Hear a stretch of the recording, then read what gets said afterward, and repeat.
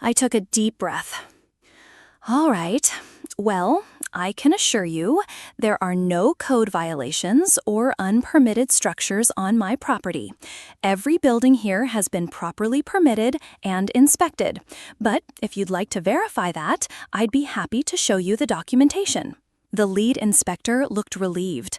That would be very helpful, Mr. Williams. Jack Williams. I led the inspectors into my office and pulled out a thick folder of permits, inspection reports, and property surveys. We spent the next hour going over everything in detail. By the end, the lead inspector was shaking his head. Mr. Williams, I apologize for the inconvenience. It's clear that everything here is in order. Frankly, your property is one of the best maintained I've seen in years. I smiled tightly. I appreciate that.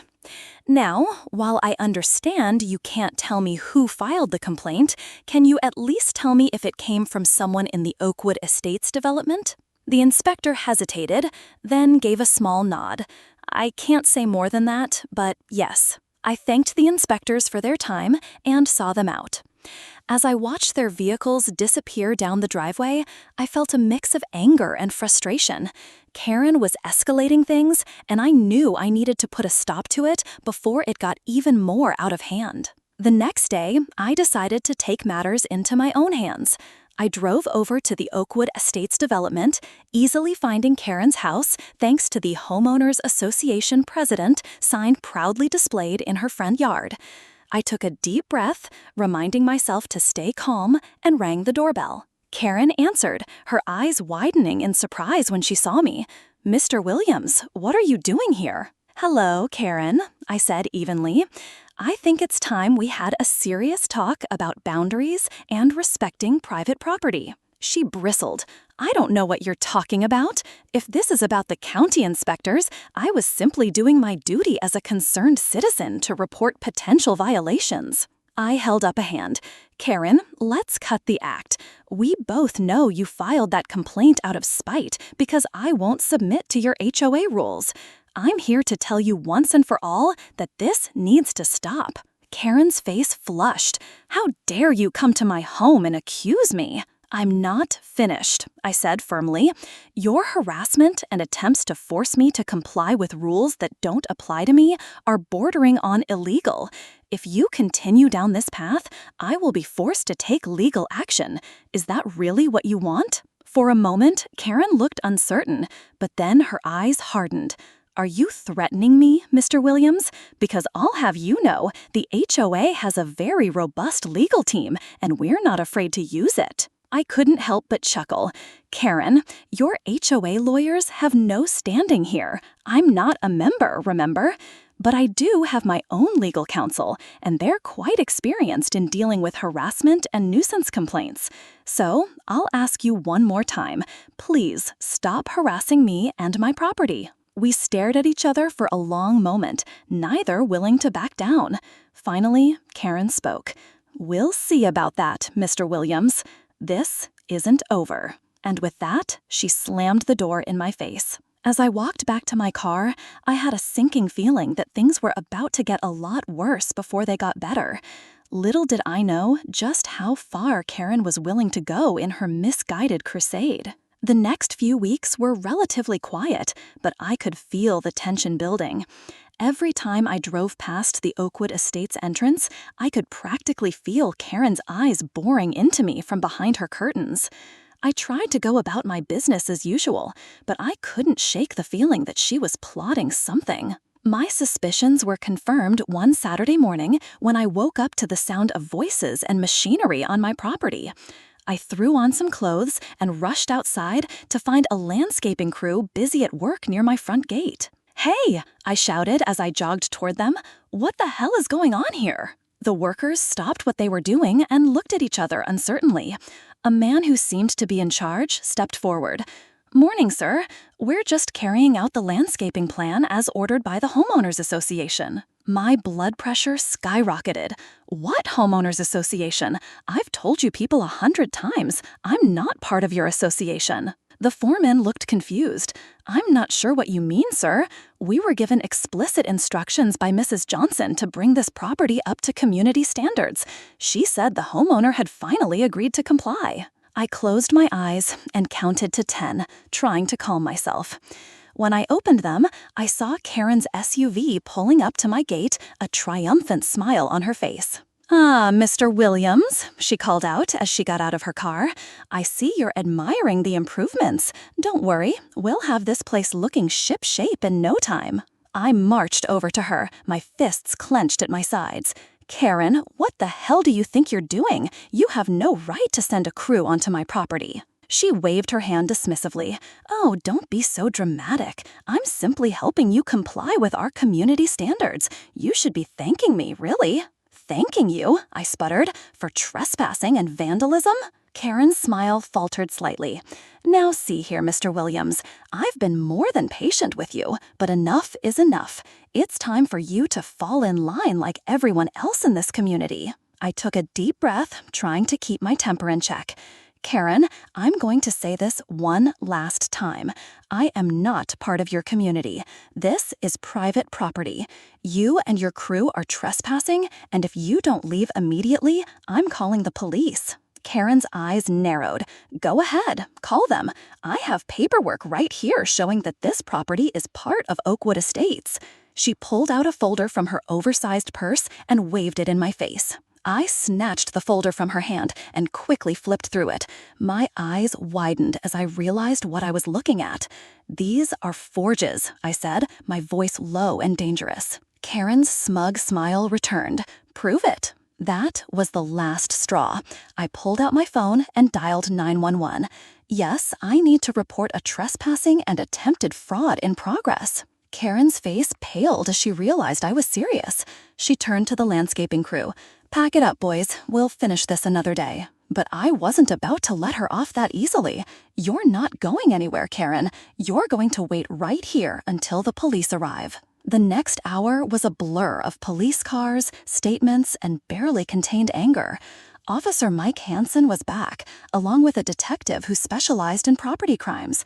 They listened to both sides of the story, examined Karen's forged documents, and took statements from the landscaping crew. In the end, Karen was led away in handcuffs, charged with criminal trespass, attempted fraud, and filing false reports. As they put her in the back of a patrol car, she was still yelling about community standards and property values. The detective turned to me after Karen was taken away. "Mr. Williams, I'm going to need you to come down to the station to file a formal complaint. This is a serious matter, and we'll need your full cooperation to build a case." I nodded, still somewhat in shock from the morning's events. "Of course, whatever you need." As the police cleared out and the landscaping crew packed up their equipment, I surveyed the damage to my property. They hadn't gotten too far, thankfully, but there was still visible disruption to my carefully maintained grounds. I sighed, realizing this was far from over. Karen's actions had crossed a line, and now I had no choice but to pursue legal action to protect myself and my property. Over the next few weeks, my life became a whirlwind of legal meetings, property surveys, and discussions with various county officials. I hired a top-notch property rights attorney, Sandra Martinez, to handle my case, and pursued damages against both Karen personally and the Oakwood Estates Homeowners Association. "They're going to try to distance themselves from her actions," Sandra warned me during one of our meetings. "The HOA board will claim they had no knowledge of what Karen was doing and that she was acting alone." I nodded, unsurprised. "But surely they bear some responsibility. She was acting in her capacity as HOA president." Sandra smiled. "Exactly. And that's what we're going to argue. At the very least, they were negligent in their oversight, but I suspect we'll find that at least some board members were aware of her actions and did nothing to stop her." As we dug deeper into the case, a disturbing pattern emerged. Karen's harassment of me wasn't an isolated incident. We uncovered multiple complaints from other homeowners in Oakwood Estates about her overbearing and often illegal attempts to enforce HOA rules. One family had been fined thousands of dollars for unapproved holiday decorations. Another resident faced daily harassment for parking a work van in his driveway, despite no clear rule against it. And perhaps most disturbingly, an elderly couple had been threatened with eviction for failing to maintain their lawn while the husband was undergoing chemotherapy. This goes beyond just you, Sandra told me gravely. Karen and possibly others on the HOA board have been abusing their power for years. We need to put a stop to it. I agreed wholeheartedly. What had started as a personal dispute had grown into something much larger. It wasn't just about protecting my property anymore. It was about standing up for an entire community that had been bullied and manipulated by a group of power-hungry individuals. As the case progressed, we faced numerous legal challenges. The HOA's lawyers tried to have the case dismissed, arguing that I had no standing since I wasn't a member of their association. But Sandra was prepared. Your Honor, she argued in court, Mr. Williams may not be a member of the Oakwood Estates HOA, but he has been directly and negatively impacted by their actions. The defendants repeatedly attempted to exert authority over his property through harassment, false reports to county officials, and ultimately trespassing and attempted fraud. These actions have caused my client significant distress and financial damage. The judge agreed, allowing the case to move forward. As we prepared for trial, more and more Oakwood Estates residents came forward with their own stories of HOA abuse. Many were eager to testify, finally seeing an opportunity to stand up to the tyranny they'd lived under for years. The trial itself was a media sensation. Local news outlets covered it extensively, and it even gained some national attention as an extreme example of HOA overreach. Karen, out on bail, appeared in court each day with a sour expression, flanked by a team of expensive lawyers. Over the course of 2 weeks, witness after witness took the stand to recount their experiences with Karen and the HOA board. Expert witnesses testified about property law and the limits of HOA authority. And finally, it was my turn to tell my story. As I sat in the witness box, I locked eyes with Karen. Gone was the smug, self-assured woman who had stormed onto my property months ago. In her place was someone who finally seemed to realize the gravity of her actions. I recounted every interaction, every threat, every attempt to bully me into compliance. I spoke about the forged documents and the unauthorized landscaping crew, and I talked about the stress and anxiety her actions had caused me. Mr. Williams, my lawyer asked, why did you decide to pursue this case even after the criminal charges were filed against Mrs. Johnson? I took a deep breath, because it wasn't just about me anymore. As I learned more about what had been happening in Oakwood Estates, I realized that someone needed to take a stand. These people are my neighbors, even if we don't live in the same development. They deserved better than to live in fear of arbitrary rules and constant harassment. When it came time for cross-examination, Karen's lawyer tried to paint me as an uncooperative neighbor who refused to maintain community standards. But their arguments fell flat in the face of the overwhelming evidence we had presented. After days of deliberation, the jury returned with their verdict.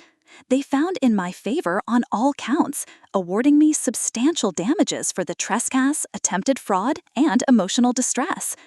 But more importantly, they found the Oakwood Estates HOA board grossly negligent in their oversight of Karen's actions. The judge's ruling was scathing. In addition to the monetary damages, he ordered a complete restructuring of the Oakwood Estates HOA. An independent auditor would be appointed to oversee the process, ensuring that new bylaws were put in place to prevent future abuses of power. As we left the courthouse, I was swarmed by reporters and well-wishers. Many of the Oakwood Estates residents who had testified came up to thank me, tears in their eyes. "You've given us our neighborhood back," one elderly woman said, grasping my hand. "We can finally enjoy our homes without living in constant fear." I felt a mix of relief and exhaustion as I made my way through the crowd.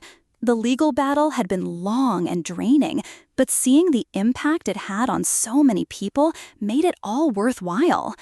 As I reached my car, I caught sight of Karen being led away by her lawyers. Our eyes met for a brief moment, and I saw something I never expected: remorse. She gave me a small nod before being ushered into a waiting car. That evening, as I sat on my porch watching the sun set over my property, I reflected on the events of the past several months. What had started as a simple boundary dispute had turned into a crusade for justice, not just for me, but for an entire community. I realized that sometimes standing your ground isn't just about protecting yourself. It's about setting an example and giving others the courage to stand up for what's right. The road hadn't been easy, but as I looked out over my peaceful estate, I knew I'd do it all again in a heartbeat. The next few weeks were a whirlwind of activity. News of the verdict spread quickly, and I found myself inundated with interview requests from local and national media outlets. While I was tempted to shy away from the attention, Sandra convinced me that sharing my story could help others facing similar situations. "Your case could set a precedent," she explained. "It shows that HOAs aren't all powerful and that homeowners have rights. That's a message worth spreading." So I agreed to a few carefully selected interviews, always emphasizing that the real heroes were the Oakwood Estates residents who had the courage to come forward and testify. Meanwhile, the changes in Oakwood Estates were swift and dramatic. The court-appointed auditor wasted no time in dismantling the old power structure. Karen and the entire HOA board were removed from their positions, and a call went out for new volunteers to form an interim board. To everyone's surprise, many of the residents who had testified in the trial stepped up to serve. People who had once lived in fear of the HOA were now eager to be part of its reformation. One sunny Saturday morning, about a month after the trial, I received an unexpected visitor. It was Tom, one of my neighbors from Oakwood Estates who had been particularly vocal during the trial about Karen's abuses. "Jack," he said, extending his hand, "I hope you don't mind me dropping by unannounced. Well, we were hoping you might consider attending." I must have looked surprised because Tom quickly added, "Not as a member, of course. We all know you're not part of Oakwood Estates. But as a neighbor, and as the person who made all this possible, we'd be honored if you'd say a few words." I was touched by the gesture. "I'd be happy to, Tom. Thank you for thinking of me." That afternoon, I walked into the Oakwood Estates Community Center, feeling a bit like Daniel entering the lion's den. But instead of hostility, I was met with smiles and words of gratitude. The meeting was a far cry from the tense, rule-obsessed gatherings of Karen's reign. There was open discussion, laughter, and a palpable sense of relief in the room. When Tom introduced me and invited me to speak, I was met with a standing ovation. I cleared my throat, suddenly feeling emotional. "Thank you all for this warm welcome. I know that technically I'm not part of your community, but over these past months, as I've gotten to know many of you and heard your stories, I've come to feel a real connection to Oakwood Estates." I paused, looking out at the sea of friendly faces. What happened here, the abuses you all suffered, they weren't just about overzealous rule enforcement. They were about power and control. But today, I see a room full of people ready to take back that power and use it responsibly. There were nods of agreement throughout the room. "Moving forward," I continued, "I hope we can forge a new relationship between my property and Oakwood Estates, not one based on rules and enforcement, but on mutual respect and good neighborliness. My door is always open if you need anything, and I hope you'll extend the same courtesy to me." As I finished speaking, the room erupted in applause. Several people came up to shake my hand or give me a hug. It was a surreal moment, considering how adversarial things had been just a few months ago. After the meeting, as I was preparing to leave, I overheard a conversation that warmed my heart. "You know," one resident was saying to another, "I've lived here for 5 years, and this is the first time I've actually enjoyed a community meeting. I feel like I finally know my neighbors." The other resident nodded enthusiastically. "I know what you mean. It's like we can breathe again. No more walking on eggshells, afraid of getting a violation notice for every little thing." As I drove home that evening, I felt a sense of closure. The legal battle was over, justice had been served, and a community was healing. But more than that, I felt like I had gained something unexpected, a sense of connection to the very neighbors I had once seen as adversaries. Over the next few months, the changes in Oakwood Estates were remarkable. The new HOA board, led by Tom and other reform-minded residents, took a drastically different approach to community management. Gone were the nitpicky rules and harsh enforcement. In their place was a focus on actual community building. They organized block parties, started a community garden, and implemented a program to help elderly or ill residents with yard work and home maintenance. The impact on property values, ironically, was positive. As word spread about the reformed, resident-friendly HOA, Oakwood Estates became a highly desirable neighborhood. Houses that went on the market were snapped up quickly, often above asking price. As for me, I found my relationship with my neighbors transforming. No longer viewed as the outsider who refused to comply, I was now seen as something of a local hero. Residents would wave as they drove past my property, and I was often invited to community events. I even started hosting an annual 4th of July barbecue on my grounds, inviting all the Oakwood Estates residents. It became a beloved tradition, with families spreading out picnic blankets on my expansive lawn and children playing games in the meadow. One day, about a year after the trial, I received another unexpected visitor. It was Karen. She stood awkwardly at my front gate, looking nothing like the confident, overbearing woman I had first encountered. "Mr. Williams," she said softly, "I owe you an apology." I was stunned into silence, so she continued, "What I did to you, to everyone in Oakwood Estates, it was inexcusable. I let power go to my head, and I lost sight of what a community should really be about." She took a deep breath. "I know I can never undo the harm I caused, but I wanted you to know that I'm truly sorry." I studied her for a moment, seeing the genuine remorse in her eyes. "Thank you," I said finally. "That means a lot." She nodded, turning to leave, but I called out to her, "Karen, the 4th of July barbecue is next week. You're welcome to come if you'd like." She looked surprised, then gave me a small, grateful smile. "I'd like that, Mr. Williams. Thank you." As I watched her walk away, I marveled at how much had changed. What had started as a conflict over property lines and HOA rules had led to a complete transformation of a community, and even to this moment of reconciliation. I realized that sometimes standing your ground isn't just about winning a fight. It's about creating an opportunity for positive change, for building bridges instead of walls. And as I looked out over my property, seamlessly blending into the now thriving Oakwood Estates, I felt a deep sense of satisfaction. The estate that had been in my family for generations was no longer just a private retreat. It had become a symbol of community resilience, a reminder that when people stand up for what's right, real change is possible. As the sun set over the rolling hills of my land, casting a golden glow on the neighboring houses of Oakwood Estates, I smiled to myself. The property line between us might still exist on paper, but in all the ways that truly mattered, we had become one community, stronger and more united than ever before. If this story has offered you some golden wisdom for your own life, perhaps a reminder to stand firm with grace and seek reconciliation where possible, don't forget to subscribe and hit the bell to never miss out on our inspiring tales. See you tomorrow on Karen Karma.